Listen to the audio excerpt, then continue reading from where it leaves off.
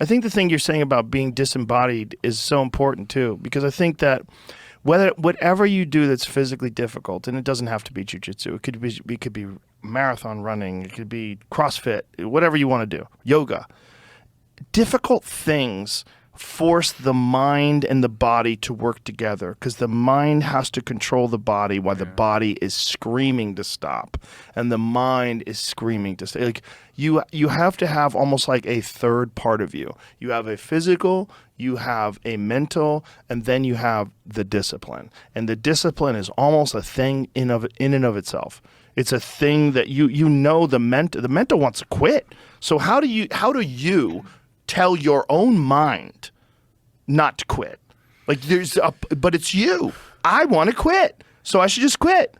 No. You have to tell you not to quit. So who's telling me? Who is that's deciding this for me? I don't think you get that without physical struggle. And again, it can be running, it can be yoga. It's like physical struggle teaches you to be solid inside your thoughts and to maintain the path. Stay on the path, even though it's hard to do, which is so important in life. So many times in life, real progress comes from grinding it out when you don't want to.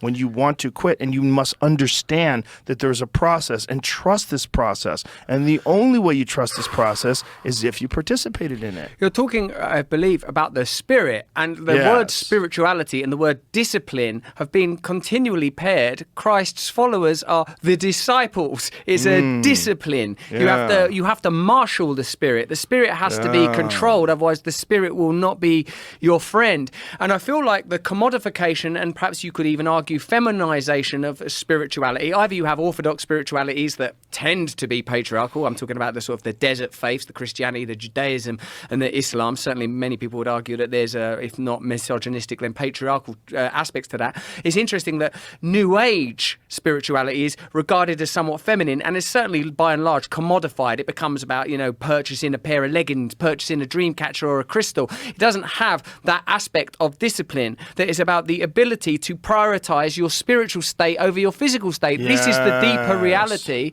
what's happening in here. And when you start bringing up interdimensional travel and psychedelics, you start to recognize, this is an important space for me.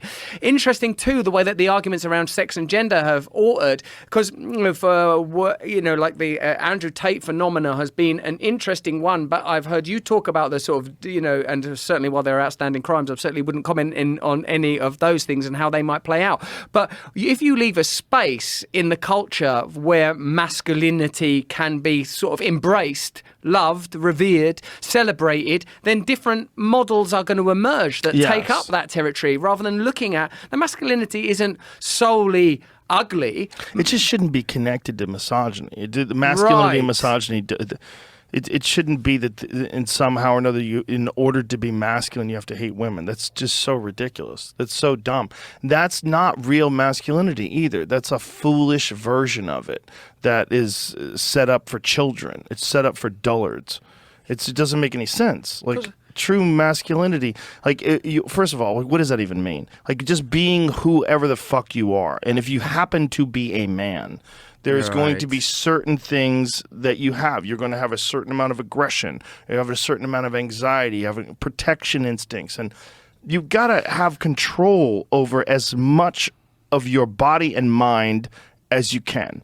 And what's the best way to do that? Well, you'll have to experience adversity, and you have to execute with discipline. You have to be able to do that on a regular basis. If you don't, you're not going to trust yourself. You're not going to count on yourself. You're always going to have anxiety. You're always going to have to wonder whether or not you could pull through it. Like, one of the things about cold or sauna or exertion, physical exercise, is knowing you can force yourself to do it.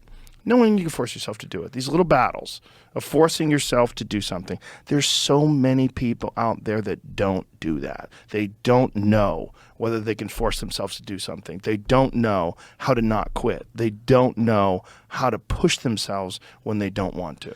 Yeah, that's why there has to be a spiritual component to life. And that's why a culture that abdicates that responsibility and abstracts that reality becomes kind of nihilistic and celebrates meaninglessness. And it becomes only about furniture and an aesthetic. There's nothing real. It's got nothing behind it. We can sort of feel that now, I think, that it's been hollowed out from within. The institutions are hollow because there's no values there.